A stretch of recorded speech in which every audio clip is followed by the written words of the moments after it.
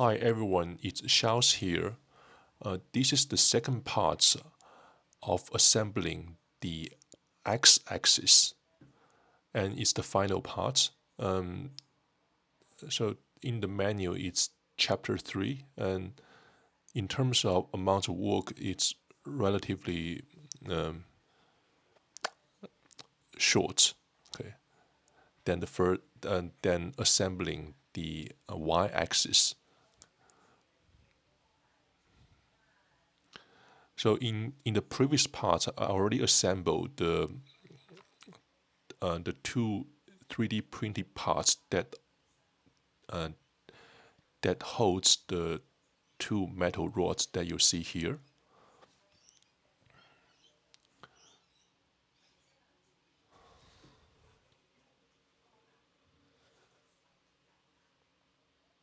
So for these parts, we will need to attach 3 bearings to the two metal rods, and those 3 bearings are, I think they are used to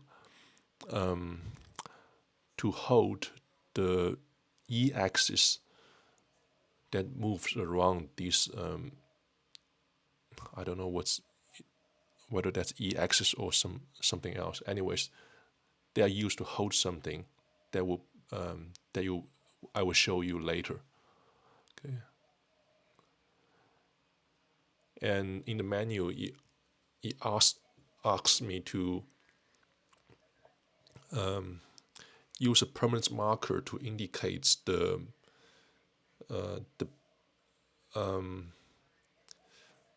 ball bearings location inside those bearings. Okay. So I guess when you try to attach something to those bearings, they have to be oriented in certain way.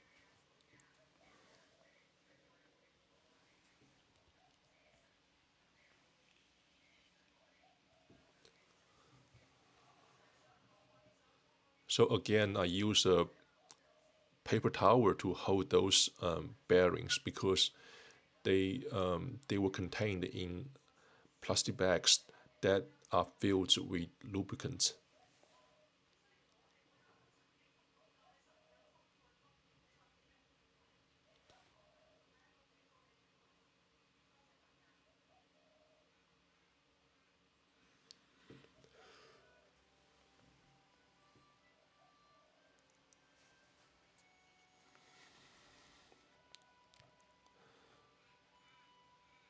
So while I was inserting the bearing into those two rods, I was very careful not to exert too much force, because in the manual it actually warns you that if you exert too much force, you might get the ball bearings inside those bearings coming out, and if a lot of them coming out, then you might need to order extra bearings from Prusa or somewhere else. Okay. So once you attach the bearings, then you just attach the 3D printed parts to the two rods.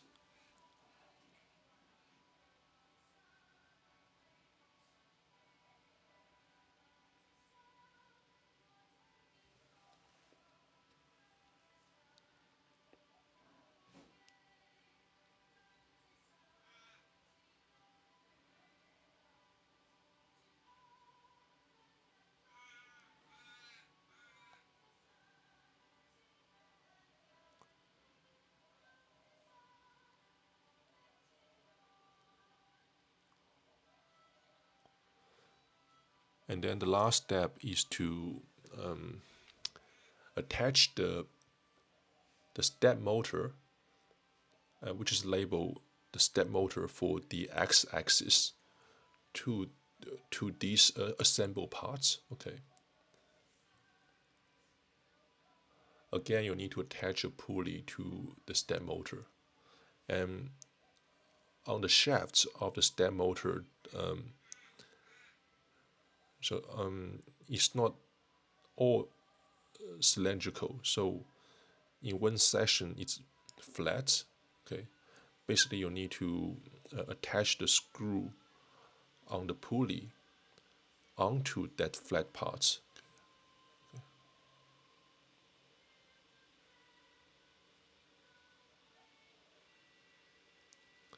And once you have done that, then you just need to attach the step motor to the 3D printing parts.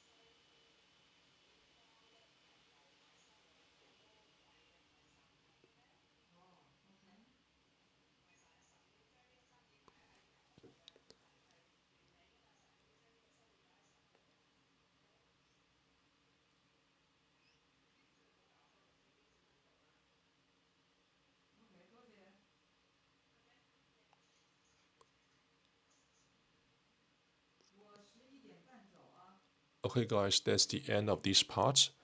I see you guys in the next video. Cheers.